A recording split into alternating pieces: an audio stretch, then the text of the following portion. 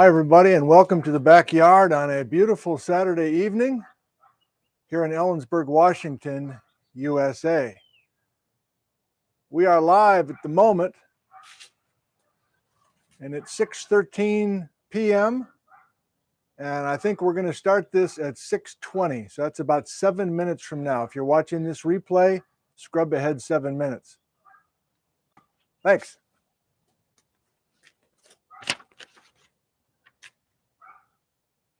Papagino, 5x5, thank you. I got to get my act together here. There's a backstory to why we're doing this evening. I got to find a rock as a couple rocks as a paperweight. Hang on.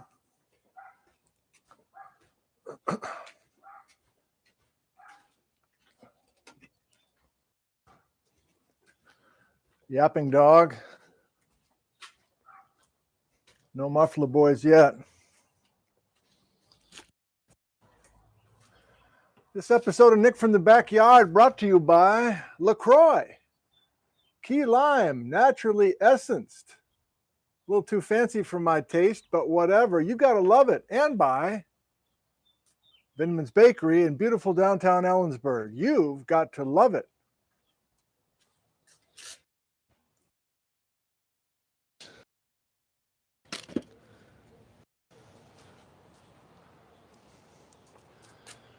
Let me find us here on a couple of things, and we will, OBS, yeah. There's stuff to talk about, Letha Lee, for sure.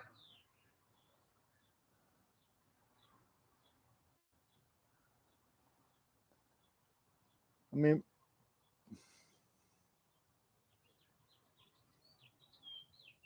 all right. So if I put that up here, is that going to work? It might. Okay. If you're just joining us, we're going to start at 6:20, which is 5 minutes from now. People are rolling in. Thank you for spending time with us on a Saturday evening.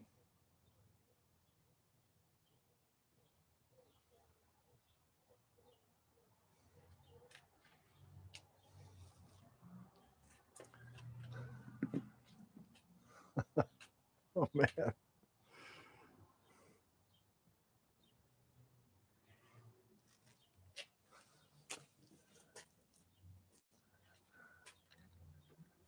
Thanks once again to Kirk from Philomath for delivering these beautiful custom-made mugs. Here's to you, Kirk. Sunhai.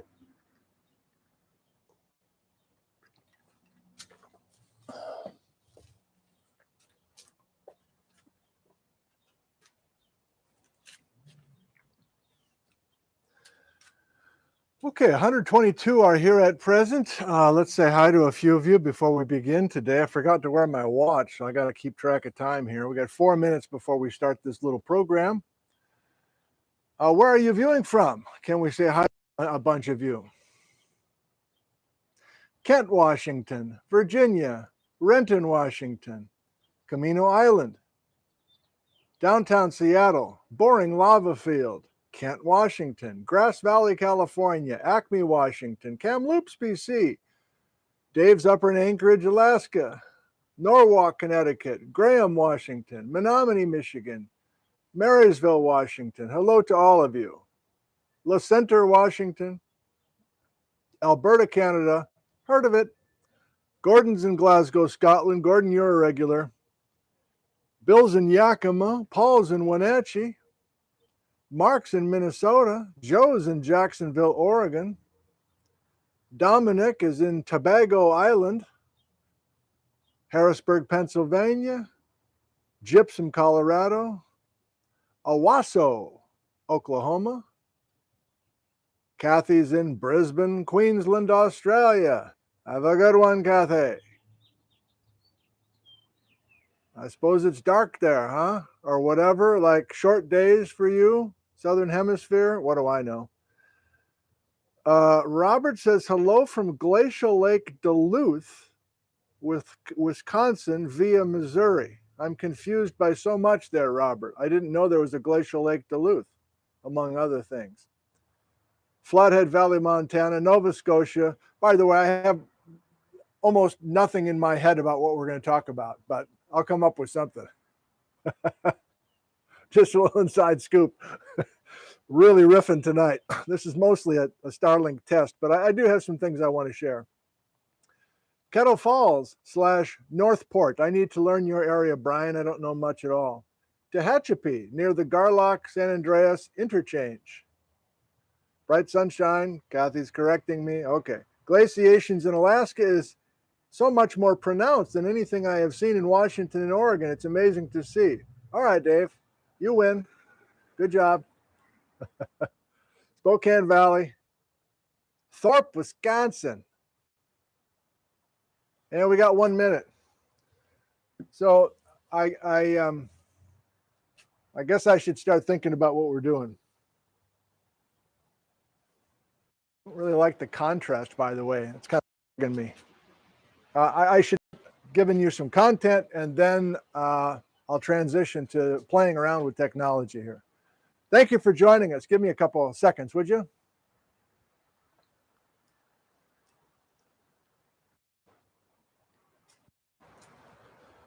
Okay. Well, I see you over there, mister. Are you going to stay over?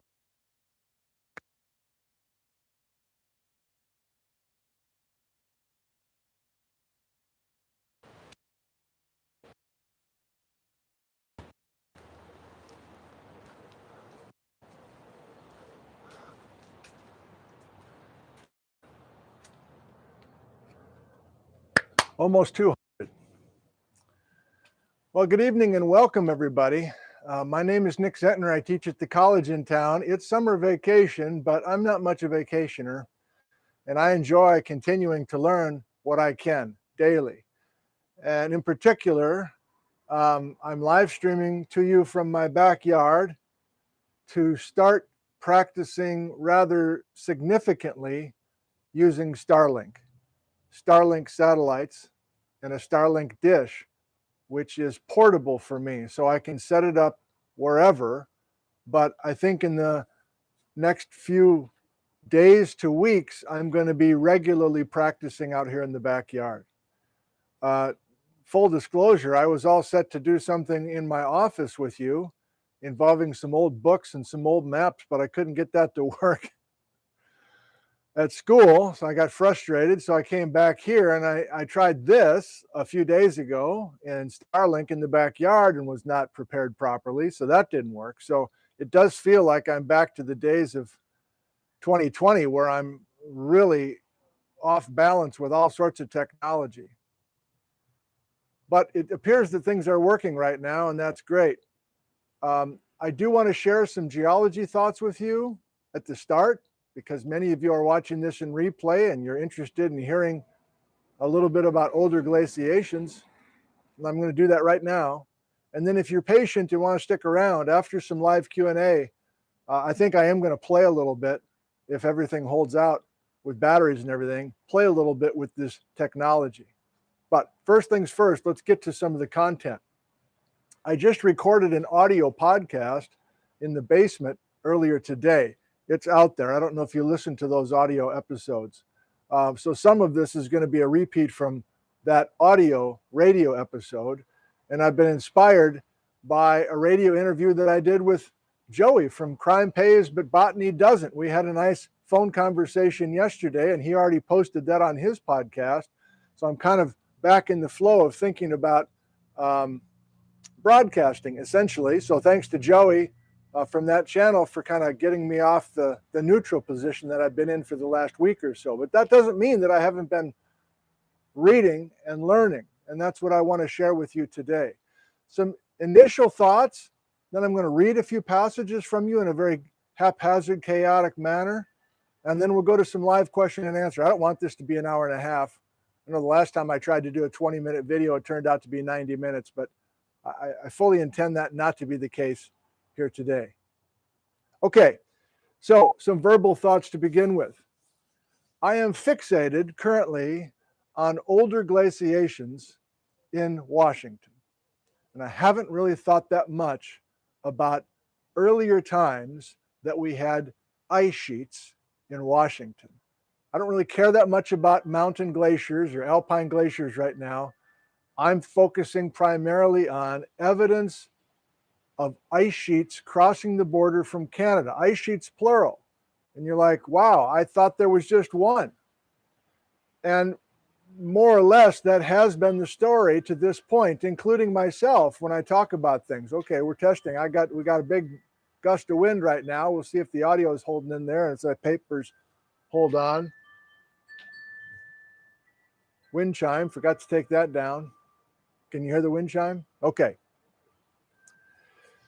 So here's the reason that I am suddenly interested in evidence of older ice advances in Washington.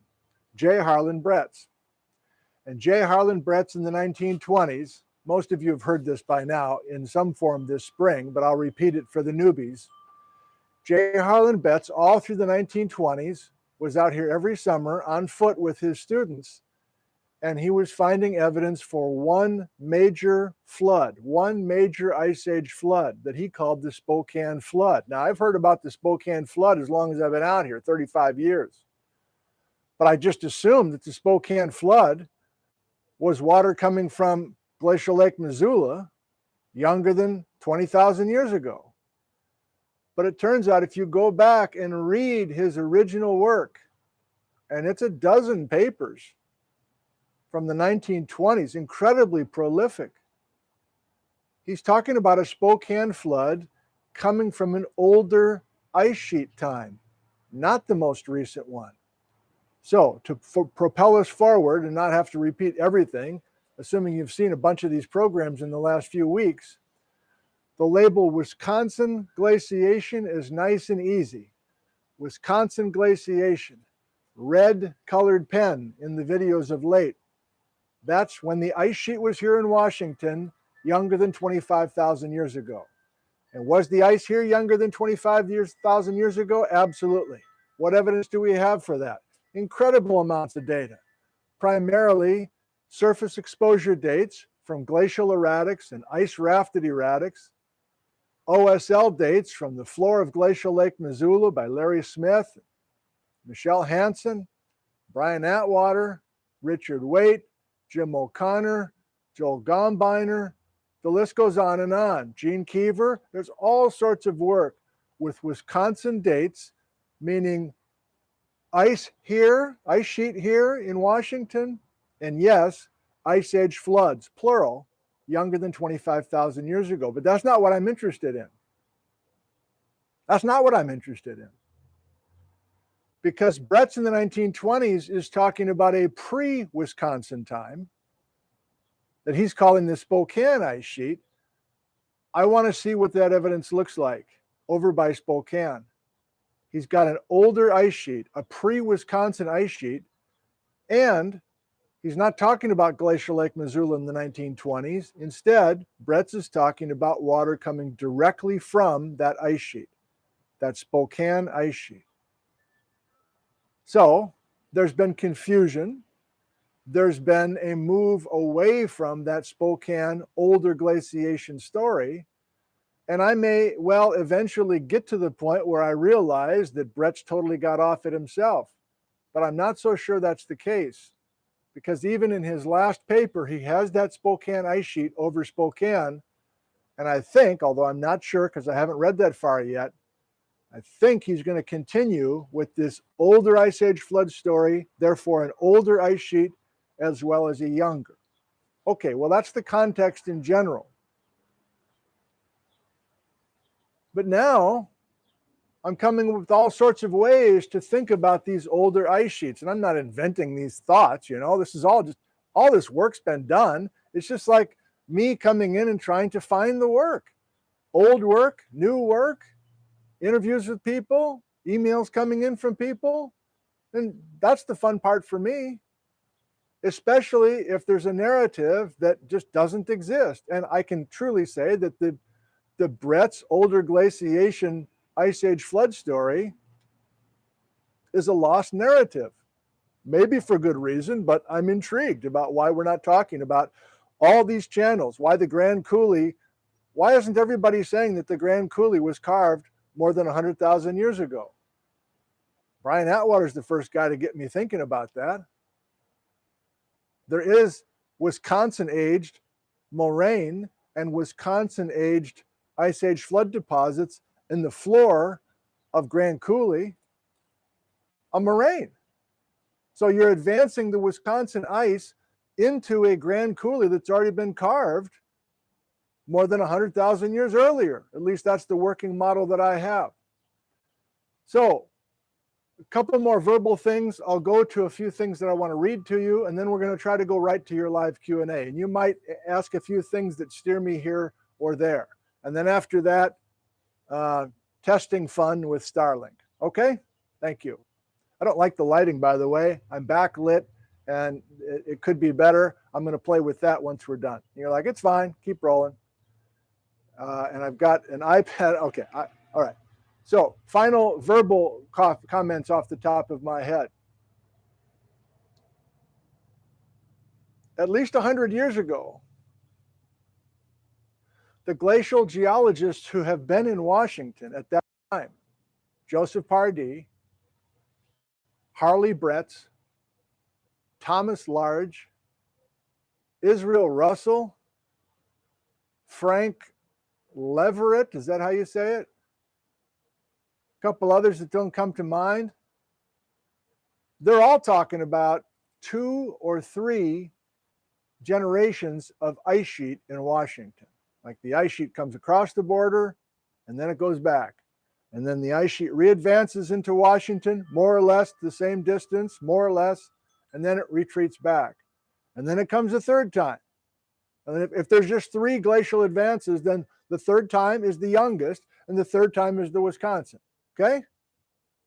And Brett's is talking about the penultimate, or the second to most recent ice sheet advance, and that's the one that I'm interested in. Well, I'm now following clues and leads involving marine isotope records, involving Rocky Mountain jargon, involving glacial geologists in the 1960s, going back to Richard Foster Flint in the 30s, Gerald Richmond and Paul Weiss in the 60s and 70s. I'm realizing there's older dates with all those guys as well. They're not all just talking about the Wisconsin. I'm just getting started with that stuff, by the way. So I'm probably going to screw it up because I just read it for the first time a few hours ago, and I brought it to school because I was going to scan it and share it with you in my office, but I couldn't get the stuff to work, so it's sitting there on my desk. So this is just from memory, forgive me. But there are Rocky Mountain terms. What's the Wisconsin equivalent in the Rocky Mountains? Something called the Pinedale Glaciation. What's the Spokane, or the penultimate ice sheet, the second to youngest ice sheet in Washington, the Spokane ice? What's the equivalent in the Rocky Mountains? The Bull Lake. What's the equivalent of those two things, Wisconsin and Spokane, in the Midwest? Answer, Wisconsin and Illinoisan. What's the equivalent in the Puget Lowland? I mean, why can't we just all use the same words, by the way? I guess Wisconsin kind of works, but even in the Puget Lowland, the most recent ice advance is not called the Wisconsin, I guess. It's called the Fraser in British Columbia. I guess it's called the Fraser Glaciation in Puget Lowland as well. And then there is a penultimate or Spokane equivalent on the Seattle side of the mountains. I can't remember the name of it. Something Springs, I guess. So I think, well, let me say it this way, and then we'll go to a couple things I want to read to you. I drove over to Spokane on Tuesday. It's a long drive, 2.5 hours. I didn't quite get to Spokane. I got up on the old Sunset Highway at Davenport, between Davenport and Reardon. And then I started heading north using Brett's old 1928 map. and I was heading for this very specific spot that's this little whoop-de-doo on his map. Oh, I've got it. Hang on. Hang on.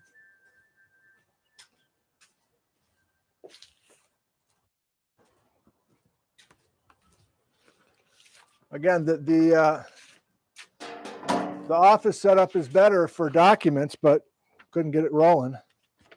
I'll give it this a try. Is this going to show up well? I'm going to try. This is the J. Harlan Brett's map from 1928 that I have been looking at every morning over cornflakes.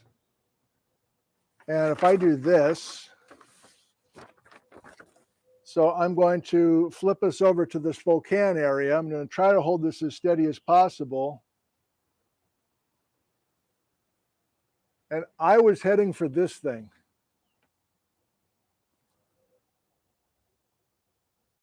So this color is his Spokane ice, not the Wisconsin ice, but the Spokane ice. And yes, these red things are the channels that were carved aggressively by Ice Age floodwater. And these white things are places where the landscape was untouched by the flood, the Spokane flood. So these are rolling dryland wheat fields. But I wanted to go here. I'm like, that's really weird. He's got this ice sheet front with this dramatic horseshoe, this little whoop-de-doo. Like, what's in the middle of this thing? Why did the ice sheet do this weird horseshoe? Is that like a mountain that this ice sheet is wrapping around? So I drove all the way out there on Tuesday. I found it, I think. I'm pretty sure I was on it on a road called Bald Ridge Road. It's like this little, farming road, this little dusty dirt road. And I was heading straight north, and I was about to drop down to the Spokane River into the trees. But I didn't film the video. I put the camera away because I couldn't find any till. I could find a few erratics that were like pushed off to the side of the fields. That was my job as a kid on the farm, pick rocks out of the field and toss them along the fence line. I did it one summer, and I'm like, okay, Dad, I'm done.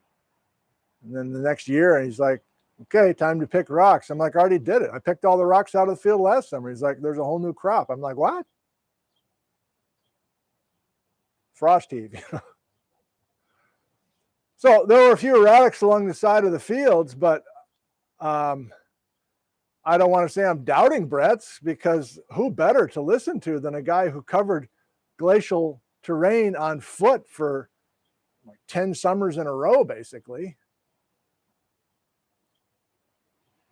But I didn't film it because I couldn't find this obvious horseshoe thing in the field. It looked pretty subtle to me. So that's part of the issue. If I can't go to a place and see, well, here's obviously glacial till, and here's obviously some erratics from 130,000 years ago. If I can't do that, maybe I still can. I'm not giving up on it. But if I can't get to some obviously older, rotten, corroded, brown, weathered, almost said rotten twice. If I can't find obviously older looking glacial till, then I need to find other ways to see what Brett's was seeing to put that Spokane ice sheet in. So to finish my thought, if I start working regionally, excuse me,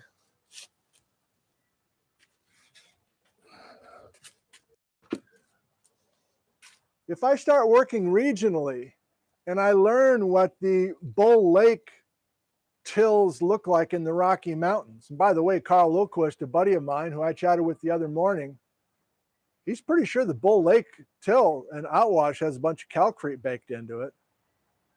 Like, oh, Bull Lake's got a bunch of calcrete, and didn't Sky Cooley say that calcrete means hundreds of thousands of years? So is the Bull Lake hundreds of thousands of years old?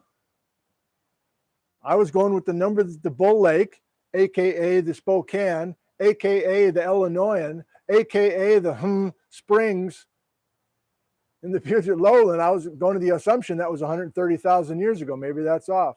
marine isotope 6, marine isotope stage 6. Okay, what am I going to read to you?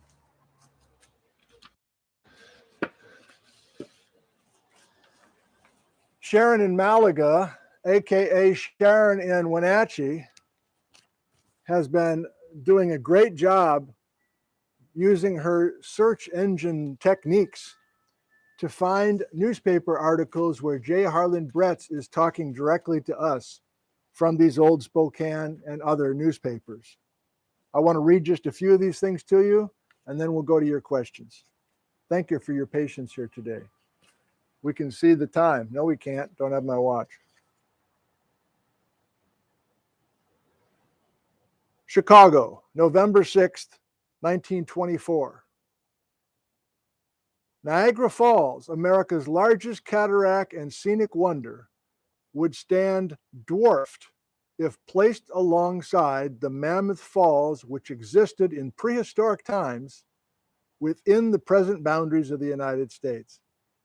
This was the statement of Professor J. Harlan Bretz of the University of Chicago's Geology Department, who, following several months of geological exploration and study in Washington and Oregon this summer, 1924, reported today the discovery of a group of ancient waterfalls, now extinct, which more than 125,000 years ago plunged downward from the north in what is now the state of Washington and emptied into the Columbia River. The largest of the falls, according to Professor Bretz, was more than 400 feet high and 3 miles wide. This is Dry Falls he's talking about. Compared with Niagara Falls, which are 160 feet high and about 1 mile wide, the ancient Washington Cascade was more than 3 times as large. It probably had never been investigated by geologists before, owing to the fact that no road goes anywhere near it. Now, this is 1924, and in 1928, in July, there was a huge party, a huge dedication of the brand new state park, Dry Falls Sun Lakes State Park. And if you've been to Dry Falls and you know that really beautiful old little gazebo-like thing made out of rock, that was it. That was where the entire ceremonies took place. I have a challenge to some of you who are gifted in such things. In fact, that's what I'm going to do. That's the last thing I'm going to do. I'm going to find the pages that Sharon sent about this dedication in 1928. Because in 1924, Bretz is saying, hey, man, there's no obvious road getting to Dry Falls. I had to like walk or whatever, jump the train. But that's my plan. Improv time. Let's do it. Here we go. And my challenge, before I forget, my challenge to some of you, like this community that we have is powerful in many ways, including the ability to track down stuff. If anybody has the time and interest and the expertise, there must have been some photos taken on July 25th, 1928. Where tourists flocked to Dry Falls at the grand opening of the Dry Falls State Park. And guess who was at that thing? Bretz gave a talk. Thomas Large, a guy that I'm very interested in now, who was a longtime Lewis and Clark high school teacher, a science teacher in Spokane, but he's pivotal in this Bretz stuff. That's for another day. Who else was there? George Beck, the guy that taught geology here in Ellensburg. He drove up to Dry Falls on July 25th, 1928. And if I have a few extra minutes here to read to you, there was a traveling geology group from Princeton who was there. And the Princeton dudes got off the train in Ephrata. And then it was like a carpool of volunteers, including George Beck from Ellensburg, to volunteer to grab a few Princeton geology students and caravan them up to Dry Falls and then drive them all the way to Spokane, where they had a late dinner at the Davenport Hotel and then got on the train in Spokane. I'm already giving away the good stuff, but let me read this to you. So this is turning into, maybe I'll change the title of this live stream. This is turning into focusing on the opening of Dry Falls. There's a bunch that Sharon sent. Thank you again, Sharon. If Sharon is with us right now, please thank her for all of this work.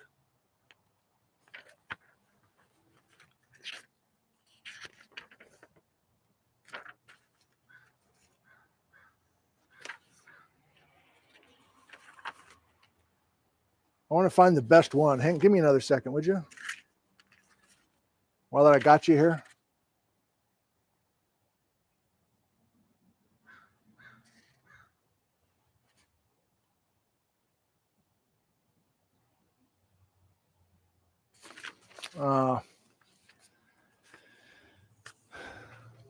Maybe it's better if I just give you the Cliff Notes as I understand it. I mean, she's got PR before the event. I should cut this part out. Can you cut out a part of a live stream?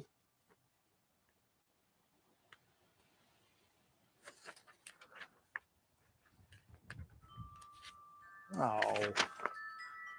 It was like 100 degrees and there were 1,000 cars at Dry Falls. That's the one I want to read.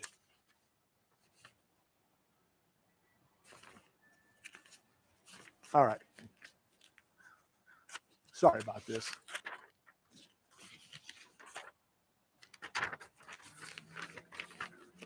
Good God, man. Figure it out. All right, this is one I showed you. This one I'm going to read.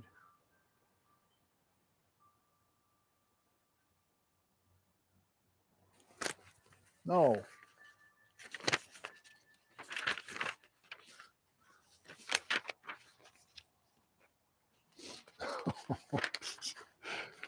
Okay, this is what we'll do.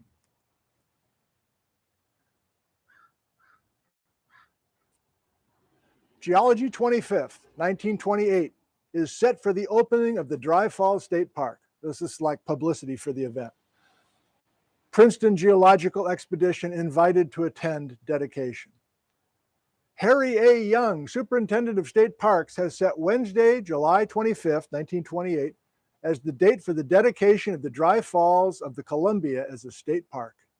Various state officials, including Governor Hartley, are expected to be present to participate in the dedication, which will take place at 1 o'clock in the afternoon. Dry Falls is located in Grand Coulee, about 2 miles west of Coulee City, and is one of the most picturesque spots in the Inland Empire District. Not when it's 105. It is believed that at one time the Columbia River ran down the Grand Coulee and over this great rock cliff at that point. Now, they didn't talk to Bretts about it. Geologists say that a glacier coming across the country forced the Columbia to seek its present bed. Okay, so even in 1928, and Bretts has been out there for 5 years doing his work on this Spokane flood. That's not the story that's being talked about at the dedication. Now, I'm pausing because maybe Bretts is like dropping a bomb in the middle of all this, where they've actually made the signs at the park saying that the ice sheet forced the Columbia River to take a detour down Grand Coulee. If Bretts took the microphone, if there was a microphone, to 1,000 people in 105-degree temperatures, like 1,000 cars. Can you imagine that? Have you been to Dry Falls? Where did they put 1,000 cars? That's what I was hunting for, the recap. If people could hear Bretts talk, I'm guessing he said, yeah, by the way, it wasn't just like a little swollen Columbia River coming over Dry Falls. That cliff is 400 feet high, and there was 400 feet of water coming over the cliff. Now, maybe he had his little corsage on and didn't want to ruin the party, but interesting. The ceremonies at Dry Falls are being arranged so that the Princeton Geological Excursion from Princeton University in New Jersey, which will be on tour of the Spokane Scablands and the Big Bend country, may also participate. The trip of the Princeton Geological Party through this section will be under the leadership of Bretts. So Bretts is on the train with these Princeton cats. And Bretts has made an extensive study of the Inland Empire Scablands and geological formations of eastern Washington. You're going to give me another second, please. I want to find the recap talking about the hot temperatures. I'm going to fumble one more time to see if I can find it.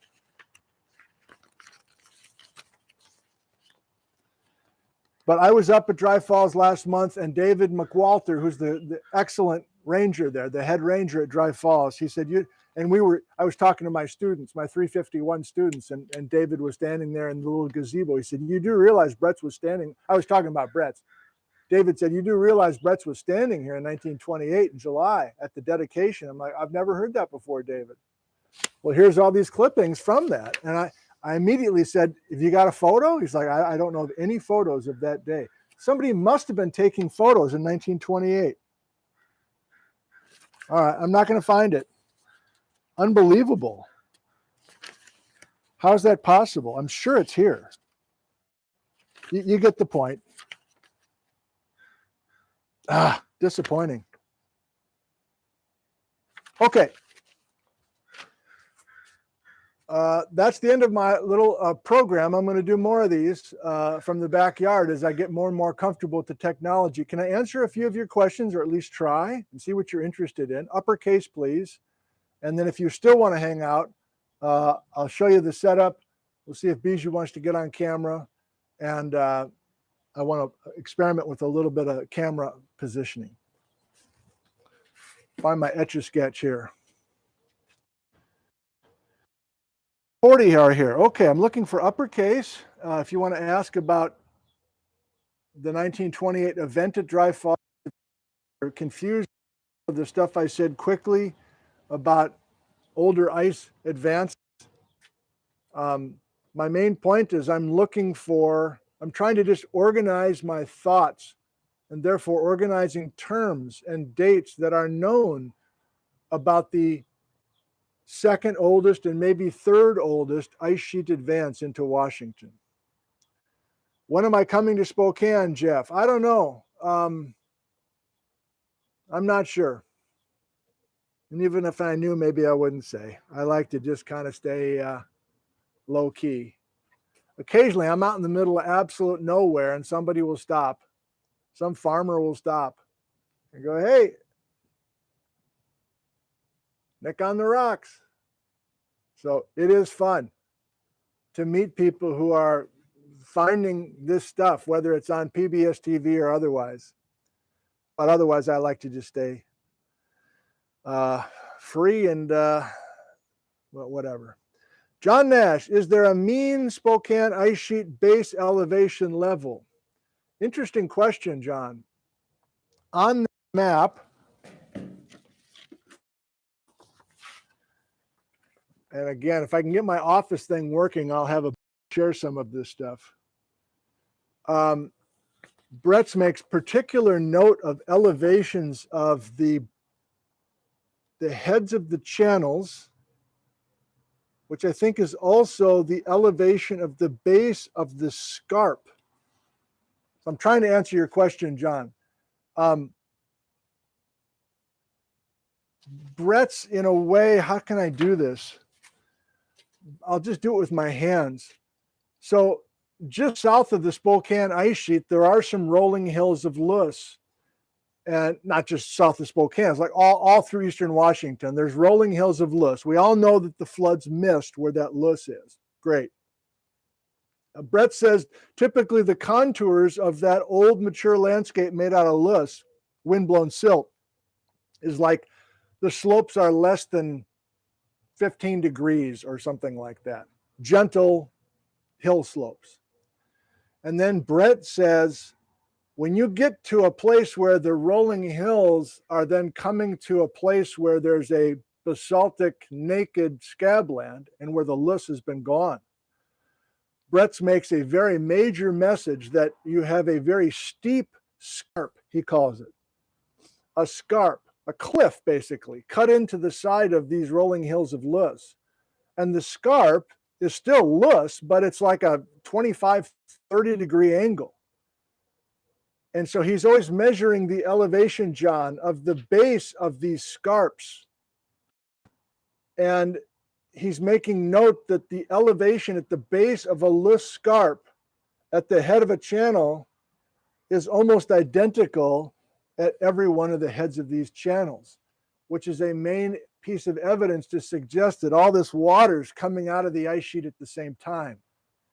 And he's eventually talking to his critics by saying this is not the ice sheet gradually moving its position and having rivers flowing at different places at different times, which ironically is what Richard Waite talks about now. He talks about water getting into Moses Coulee by moving the ice sheet and having water gradually work its way west or east.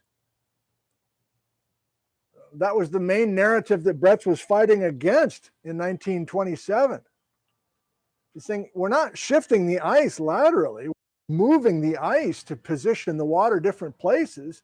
The ice is there, and all this water's coming out of the ice. Best way I can answer your question. I probably didn't get it correctly there, John. Thomas Ott, did Carl help you with LiDAR map or Reardon Horseshoe? I didn't mention, I like that, the Reardon Horseshoe. Thank you, Thomas. I didn't mention the Reardon Horseshoe. And to Carl, thank you. Carl lives 1 block away. I should probably text him and have him come up here and join us one night.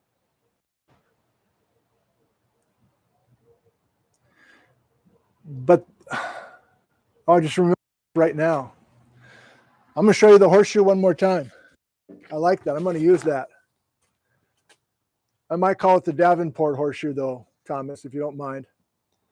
So this is not the last you're going to hear about the Davenport, or there's even a little town called Mondovi. It's not really a town. It's just, I loved it. The little dinky place where I think you just load wheat onto a train. Mondovi, Washington. So I might make Mondovi, I might celebrate Mondovi by calling this the Mondovi horseshoe.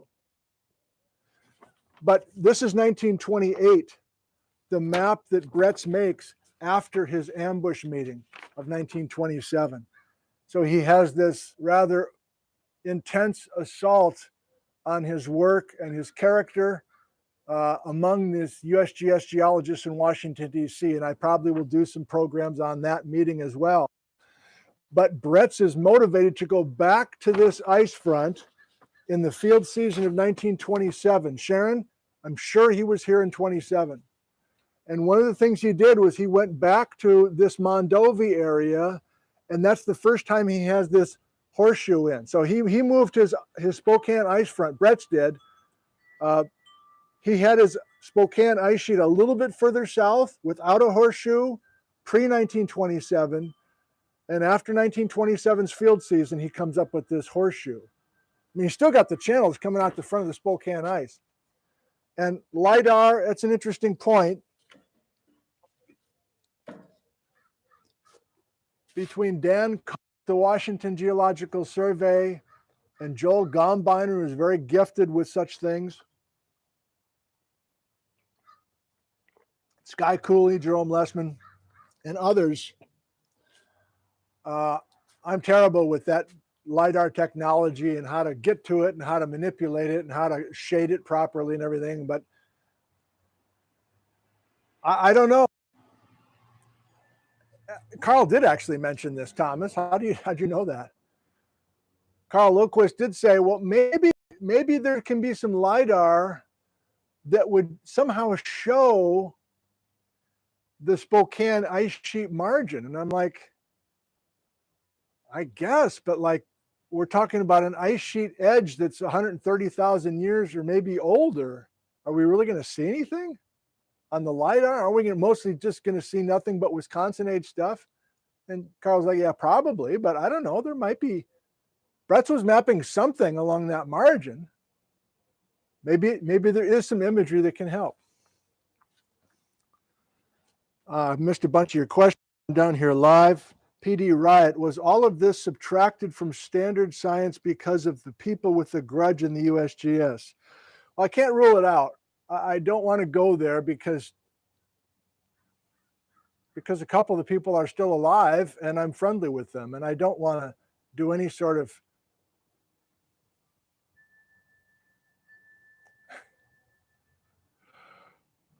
I'm just curious. I don't know. That's all I'll say right now. John, is there evidence of glaciation and flooding before the Columbia River basalts? Not to my knowledge. And the Columbia River basalts were mostly dominant in the Pacific Northwest about 17 million years ago. And were there ice ages before that globally? Yes, during Pangea time, like 250 million years ago. And if you go back to Snowball Earth, and we're back to whatever, 700 million years ago. But I don't think that really applies. I'm sure it does not apply to the Pacific Northwest. I'll just share one other thing with you that I shared in the radio episode this morning. I'm back to making Nick on the Rocks episodes for PBS, and I'm filming some new episodes with a new videographer, and he's excellent. I'm very pleased with what we're doing. And in July, Backcountry Gary is hosting us and going out with us, me and this filming guy, Brady, up at Mount Baker. And so my task is to write a little Mount Baker episode. And so I was reading Dave Tucker's Geology Underfoot in Western Washington book. He has an excellent chapter on Mount Baker. I mean, Dave Tucker is a Western Washington University guy and knows Baker better than almost anybody. And so, of course, that chapter is going to be good. But you know what he had? Dave Tucker? He's got the Colshan caldera exploding 1.15 million years ago underneath a thick continental ice sheet. Now, it's a lot older than Bretz's Spokane ice, I guess. Maybe it's not. I don't know. Maybe the Spokane flood happened 5 million years ago. I don't know. You can't rule it out. But my point is, if we're out in the Scablands and we're looking for old flood gravels beneath Calcrete with Sky Coulee or something, that's one approach. But another approach is getting creative. And one way to get creative is to look at ashy deposits from an incredible explosion up by Baker that proves that that explosion happened under ice, and that the explosion of the Colshan event blew a hole in the middle of this ice sheet. I think that's going to be the main visual for that little episode. I mean, I learned that this morning, but I like it. So, you know, if there's intersections between volcanic events and these glacial deposits, and even the Lus, there's the Colshan ash has been found deep in the Palouse Hills. Fun. I just lost the live chat for some reason. Why? We're up to 500 people? Seriously? 3 more questions, 5 more, I don't know. It looks like there's a lot of questions. Let me scroll back. I'm pleased you have so many questions. That's encouraging. That I'm not the only one interested in this stuff. What's the Flick of the Switch asks, what's the main argument evidence against the upper Grand Coulee being carved pre-Wisconsin ice? What's the main argument against? Good question. I hope I'm not saying anything out of turn. I think Richard Waite and Brian Atwater are agreeing that the upper Grand Coulee is totally open long before the Wisconsin. I think Jim O'Connor, who's my age, is one of the few guys in that group, he's USGS, who is still thinking that that upper Grand Coulee is not carved until the Wisconsin. And I think his evidence is the freshness of the rock pieces in the Heartline expansion bar. There's a broad apron of gravels just north of Coulee City that apparently are the broken bits of the opening of the upper Grand Coulee as you retreated the waterfall north all the way to Grand Coulee Dam. I think that's one of the having a very old opening. Like Brett's is saying, Brett says that upper Grand Coulee is totally open during Spokane time, and he goes on to say, and I continue to read this from him, he says, by the time you get to the Wisconsin, the only water that's going through the channeled Scablands is through Grand Coulee. Just a touch going through Moses Coulee, but damn near everything else is dry because you've already cut Grand Coulee, and Grand Coulee is low. Grand Coulee is this siphon. this low gutter. And so if you dump any water into Glacial Lake Columbia is never going to get super deep because you've got this open drain. Upper Grand Coulee is an open drain all through the Wisconsin. Again, up until 2 years ago, I'd never even had that thought. I didn't read that anywhere. But that's hugely important.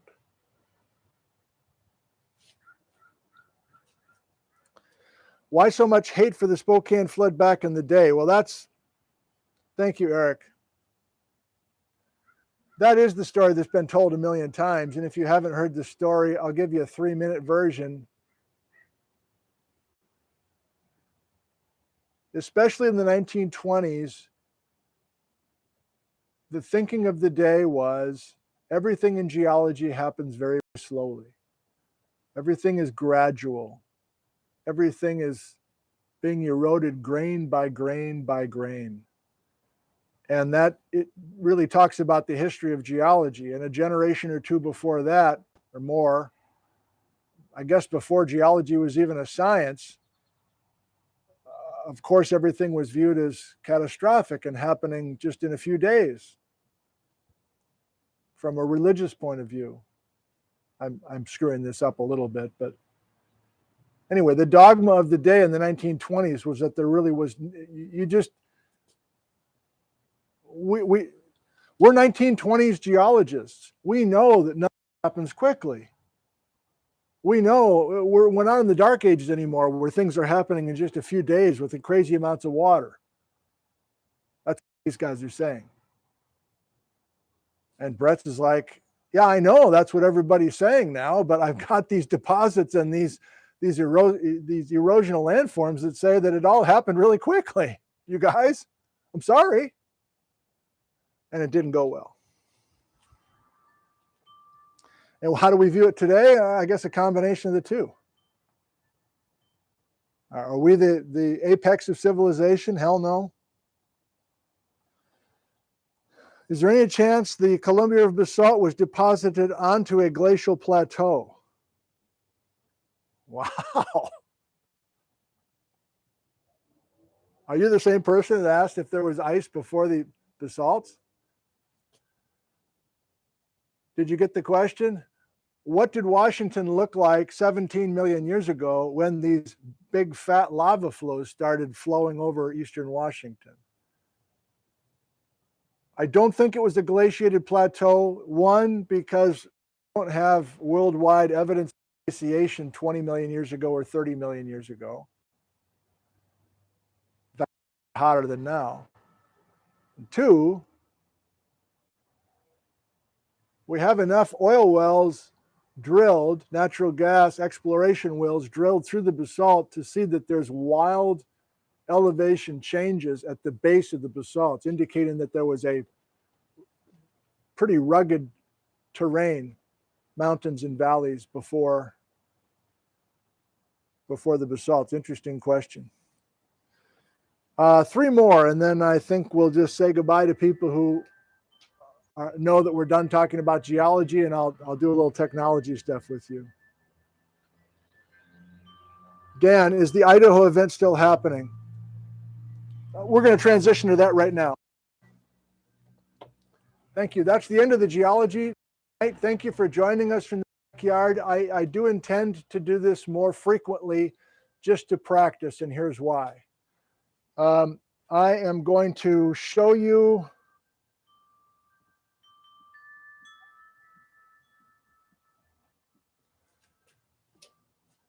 that's the Starlink dish. And the Starlink dish is expensive. I pay, I don't know what it is, $140 a month to have this thing. And so first of all, I just feel guilty I'm not using it more frequently because I pay so much per month. But I have it. And the question was, is the Idaho event still happening?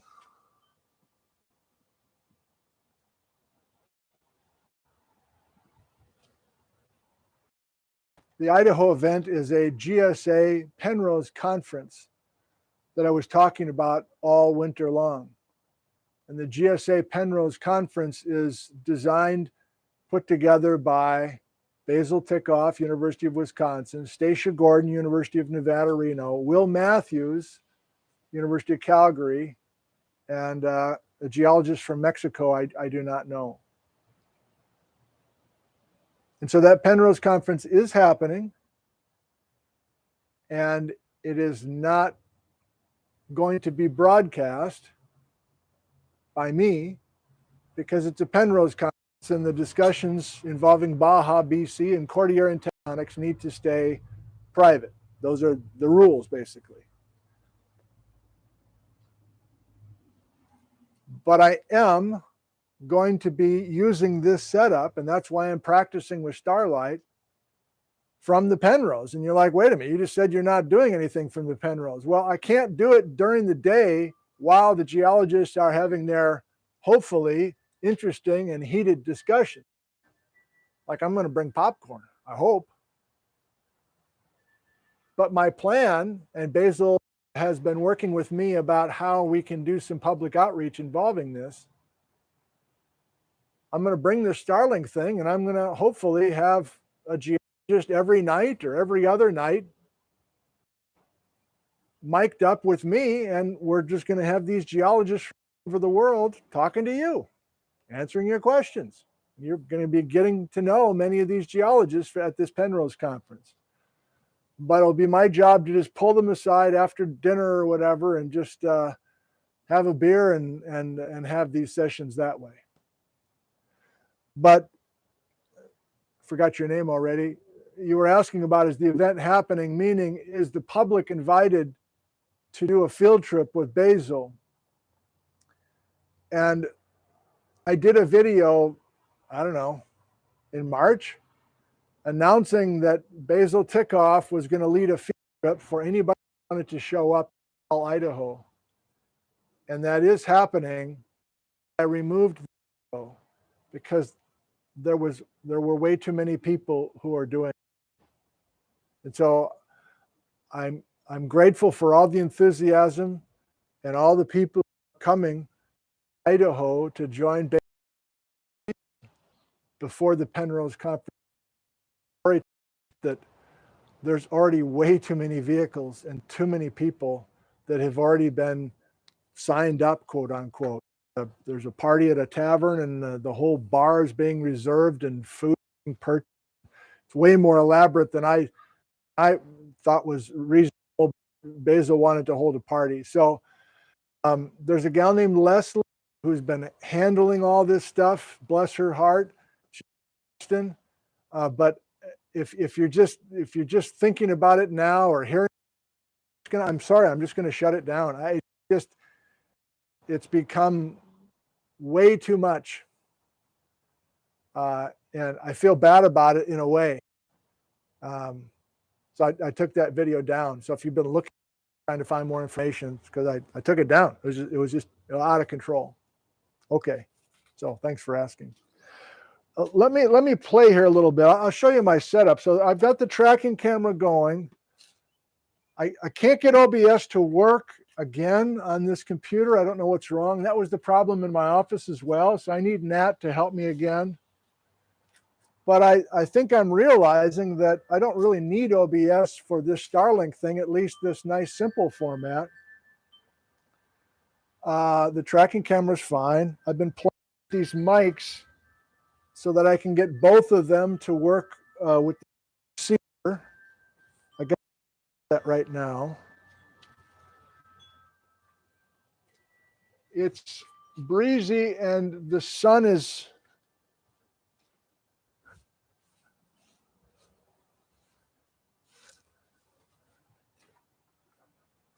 I guess the last thing I'm just going to play with here, and I'll just be interested in your comments.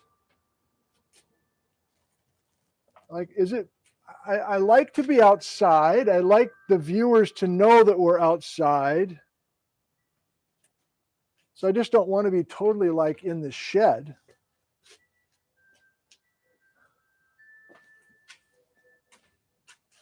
But if I show, oh boy.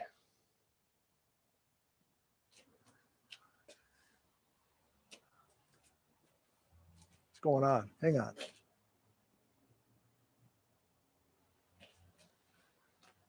I need to think about how best to position the camera so that I can celebrate that we're outside, number one, celebrate that we're in a backyard, and there's kind of the ambiance of that that's kind of fun. But what I'm caught with is I need the brain computer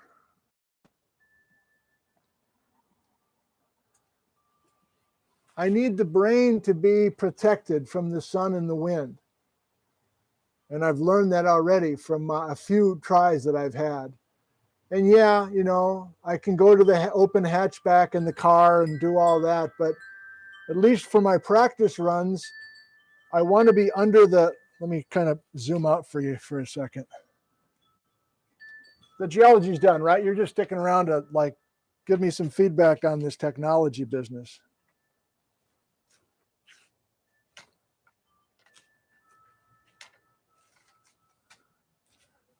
Okay, well, I'm definitely going to trip on this, but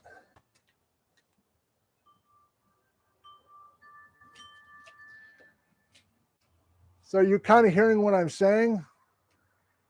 Even if I'm out here at noon and I have a few hours and I want to test this out with you guys, I think I need the brain to be under the protection, in the shade, out of the wind.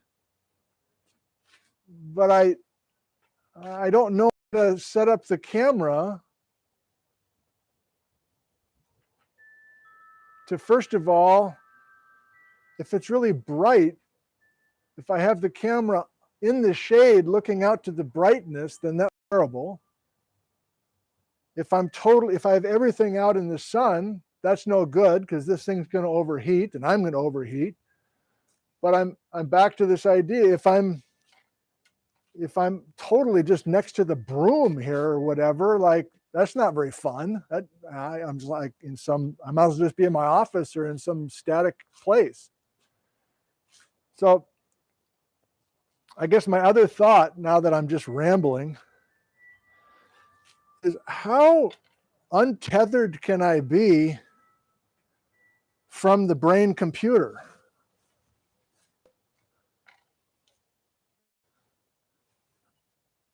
This is the last thing I'm going to practice. So I'm blind right now. I can't see the brain. Yeah, that's no good. I can't see the brain.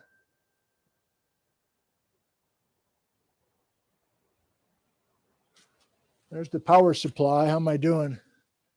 Yeah, I still got 78% of the battery left, and we're at, how many minutes are we into this thing? More than an hour, of course. So power is fine. I'm totally, independent that way. I mean, part of me wants to be like right here and have freedom to be this far away from the brain. But then I can't direct. And I really can't, well, I don't know.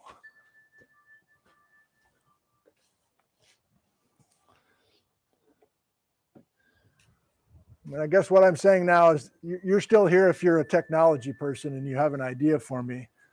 Like, these are the two rather durable iPads that I have. This one I can prop up and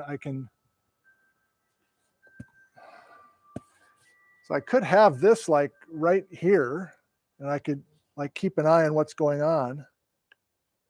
That's a thought. I could have this thing like right here, knowing that I had visual confirmation that I was functional and everything. And I have the live chat going on this thing as well. So that could be like right here. I'd have to set up, well, you know who I need.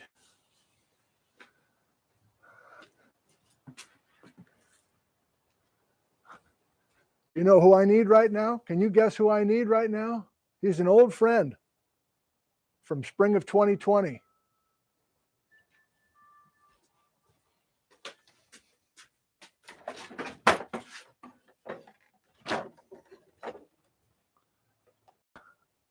Your old friend, Larry the Ladder.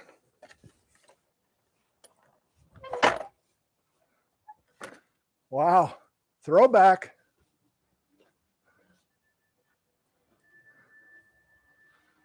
We're back to that. No shit. We're back to that. Larry the Ladder. What if Larry is...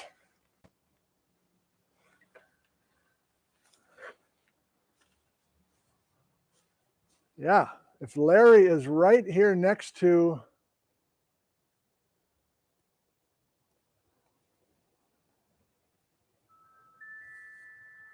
I can even add text in the live chat.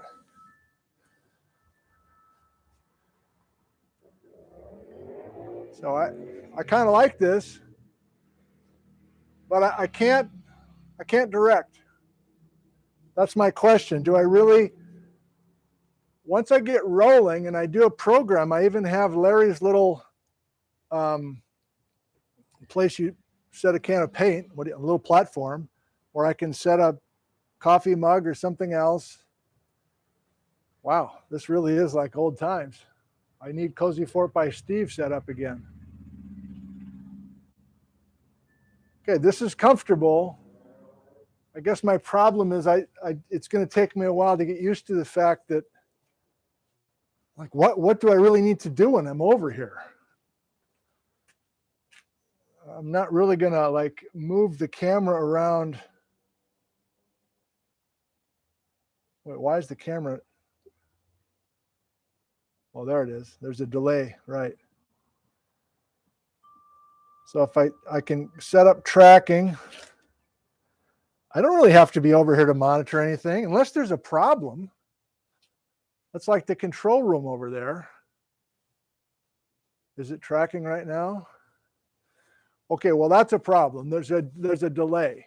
So that's a bit of a drag. So one reason for me to be right next to the brain, the control room, is I can see a live picture. If I'm holding something up and I have to wait 5 seconds before I can see it coming out of playback, that's an issue. Okay. Well, I don't have to figure it all out tonight.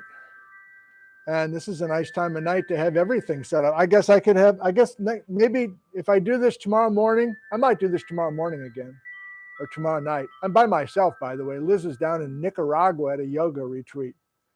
And I'm heading to Bellingham on Monday to visit our oldest boy, who's getting married in a few weeks up in Alaska. So I'm not going to be here much of the next... I'm not going to be here much. So I should do this tomorrow. And maybe I'll do it in the morning, or what time is it? 7:20 p.m. I might set up everything tomorrow. No promises, but I might set up everything tomorrow night out here in the grass, including the sawhorses and Larry the this whole thing.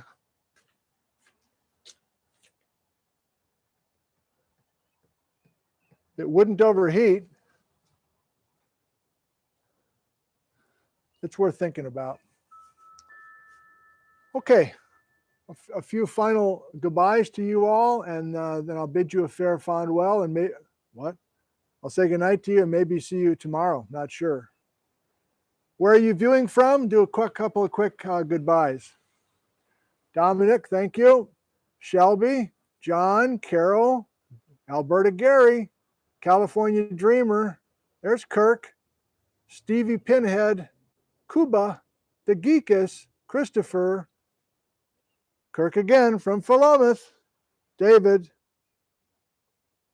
I guess I just decided to read people's names for a change. Wonderful. Thanks everybody for joining us tonight. And I got to go back to the brain to stop the live stream. There's another thing. All right. Thank you for joining us tonight. Maybe you learned a couple new things. We need to find those photos from 1928. Where are they? Can we find them? The money shot would be J. Harlan Bretz standing with his little carnation talking to the crowd in July of 1928 when it was 105 degrees and 1,000 cars. Good night. Thank you. Ta-ta for now. Cue the wind. I love you.